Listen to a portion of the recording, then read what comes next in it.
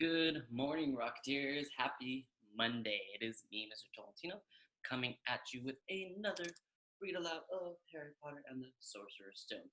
Today, we finally get to dive into chapter 2 and get to explore a little bit more about our main character, Harry, and his life. And we know that one of our genre themed questions is we ask ourselves who are the characters and what are we learning about them?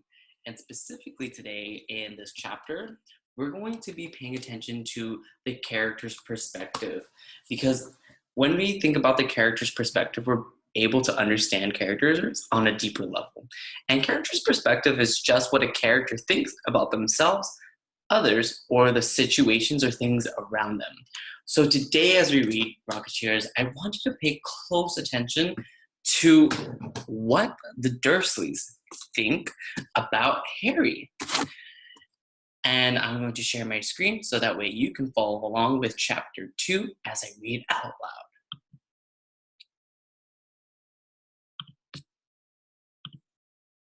All right, Rocketeers. It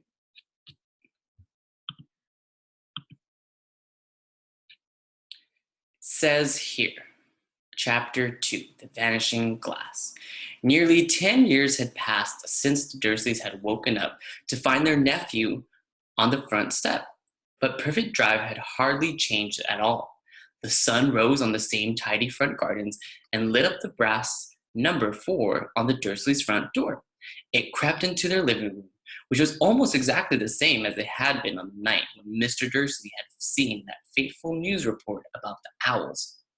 Only the photographs on the mantelpiece really showed how much time had passed. 10 years ago, there had been lots of pictures of what looked like a large pink beach ball wearing different colored bonnets, but Dudley Dursley was no longer a baby, and now the photographs showed a large blonde boy riding his first bicycle on a carousel at the fair, playing a computer game with his father, being hugged and kissed by his mother. The room held no sign at all that another boy lived in the house too. Yet Harry Potter was still there, asleep at the moment, but not for long, as his Aunt Petunia was awake, and it was her shrill voice that made the first noise of the day. Up! Get up! Now! Harry woke up with a start. His aunt rapped on the door again. Up! She screeched. Harry heard her walking toward the kitchen, and the sound of the frying pan being put on the stove. He rolled onto his back and tried to remember the dream he had been having. It had been a good one. There had been a flying motorcycle in it. He had a funny feeling he had the same dream before. His aunt was back outside the door. Are you up yet? She demanded. Nearly, said Harry. Well, get a move on. I want you to look after the bacon, and don't you dare let it burn. I want everything perfect for Daddy's birthday. Harry groaned. What did you say? His aunt snapped through the door. Nothing. Dudley's birthday. How could he have forgotten?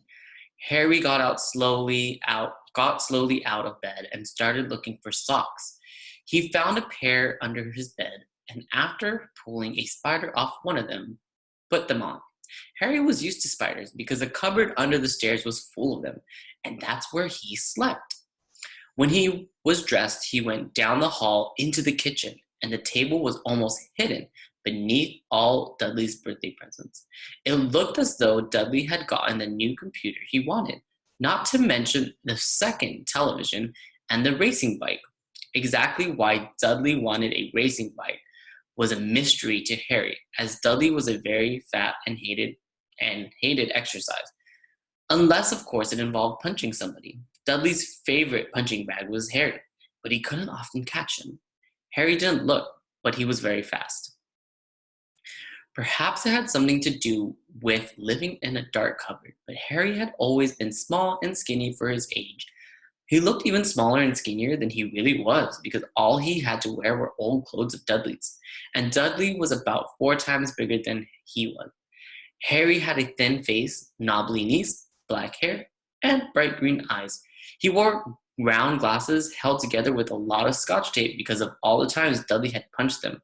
punched him on the nose. The only thing Harry liked about his own appearance was a very thin scar on his forehead that was shaped like a bolt of lightning. He had had it as long as he could remember, and the first question he could ever remember asking his Aunt Petunia was how he had gotten it. "In the car crash when your parents died," she had said, "and don't ask questions." Don't ask questions. That was the first rule for a quiet life with the Dursleys.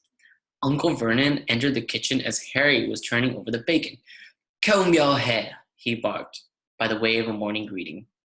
About once a week, Uncle Vernon looked over the top of his newspaper and shouted that Harry needed a haircut. Harry must have had more haircuts than the rest of the boys in his class put together, but it made no difference. His hair simply grew that way all over the place. Harry was frying eggs by the time Dudley arrived in the kitchen with his mother, and Dudley looked a lot like Uncle Vernon. He had a large pink face, not much a neck, small, watery blue eyes, thick blonde hair that lay smoothly on his thick head. Aunt Petunia often said that Dudley looked like a baby angel. Harry often said that Dudley looked like a pig in a wig. Harry put the plates of egg and bacon on the table, which was difficult as there wasn't much room. Dudley, meanwhile, was counting his presents. His face fell. 36, he said, looking up at his mother and father. "That's 2 less than last year." "Darling, you haven't counted Aunt Marge's presents. See, it's here under the big one from Mommy and Daddy." "All right, 37 then," said Dudley, going red in the face. Harry, who could see a huge Dudley tantrum coming on, began wolfing down his bacon as fast as possible in case Dudley turned the table over. Aunt Petunia obviously scented danger too, because she said quickly, "And we'll buy you another 2 presents while we're out today. How's that, Pumpkin? 2 more presents. Is that all right?" Dudley thought for a moment. It looked like hard work. Finally, he said slowly, "So I'll have 39 sweetums," said Aunt Petunia. "Oh," Dudley sat down heavily and grabbed the nearest parcel. "All right then." Uncle Vernon chuckled. "Little Tyke wants his money's worth, just like his father. Attaboy, Dudley." He ruffled Dudley's hair. At that moment, the telephone rang, and Aunt Petunia went to answer it, while Harry and Uncle Vernon watched Dudley unwrap the racing bike, a video camera, a remote control airplane, 16 new computer games, and a VCR. He was ripping the paper off a gold wristwatch when Aunt Petunia came back from the telephone, looking both angry and worried. "Bad news, Vernon," she said. "Mrs. Figg's broken her leg, and she can't take him." She jerked her head in Harry's direction. Dudley's mouth fell open in horror, but Harry's heart gave a leap. Every year on Dudley's birthday, his parents took him and a friend out for the day to adventure parks, hamburger restaurants, or the movies. Every year, Harry was left behind with Mrs. Figg's, a mad old lady who lived 2 streets away. Harry hated it there. The whole house smelled of cabbage, and Mrs. Figg made him look at the photographs, all the cats she's ever owned. "Now what?" said Aunt Petunia, looking furiously at Harry as though he'd planned this. Harry knew he ought to feel sorry that Mrs. Figg had broken her leg, but it wasn't easy when he reminded himself it would be a whole year before he had to look at Tibble, Snowy, Mr. Paws, and Tufty again. "We could phone Marge," Uncle Vernon suggested. "Don't be silly, Vernon. She hates the boy." The Dursleys often spoke about Harry like this, as though he wasn't there, or rather as though he was something very nasty that couldn't understand them, like a slug. All right, Rocketship, we're going to pause here because we are learning something about our character and the perspective of characters, specifically what our characters think about our main character, Harry. So I want you to think for a second here, and based off of what we've just read together, what do the Dursleys think about our main character, Harry? I'm going to give you about 30 seconds to think, and what I want you to do is you're either going to say it out loud, write it down, or tell it to someone near you. What do the Dursleys think about our main character, Harry? 30 seconds to think.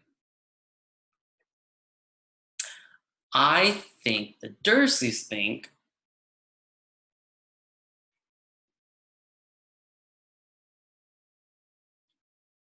and exactly, the Dursleys don't think much of Harry, and they don't really like him. And we know that based off the actions and dialogue that's happening in our text so far. For example, we know that the Dursleys aren't really fond of Harry because it says here that the Dursleys often spoke about Harry like this, as though he wasn't there, or rather, though, as he was something very nasty. This tells me, Rocketeers, that our characters, the Dursleys, do not like Harry based off of their actions and dialogue. How they speak to Harry in a very nasty way or a very mean way. We can always look to the characters' thoughts, actions, or dialogue to figure out what characters think of other characters in the text. Okay, so we're going to pause here, Rocketeers, because we finally figured out what the Dursleys think about Harry, our main character. What we're going to do tomorrow in our next Read Aloud is we're going to continue reading chapter 2. And as we read chapter 2, we're still going to be thinking about what do the Dursleys think of our main character, Harry, but we're also going to find out what does Harry think about the Dursleys, the family that he's living with. Until tomorrow, Rocketeers, I hope you have a wonderful rest of your Monday. Get some rest, get some fresh air if you can, stay moving, stay active as much as you can, and I will see you all tomorrow.